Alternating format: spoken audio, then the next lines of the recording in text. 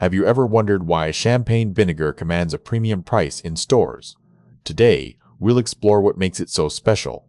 Champagne vinegar starts as champagne and undergoes fermentation to become a unique vinegar.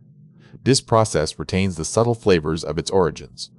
Compared to red wine vinegar, champagne vinegar has a more delicate flavor profile due to the lighter base it's made from. It's often used in dressings where subtlety is key. Its subtle flavors make champagne vinegar perfect for enhancing fresh dishes like grilled asparagus, where it pairs well with garlic, mustard, and honey dressings. Despite its delicate flavor, champagne vinegar is versatile. It can be used in both sweet and savory dishes, adding a refined touch to recipes without overpowering other ingredients. Because of its unique flavor profile, champagne vinegar is often more expensive than other types of vinegar.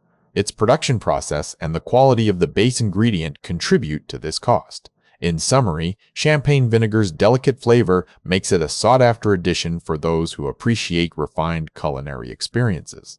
Its subtle notes can elevate dishes in ways other vinegars cannot.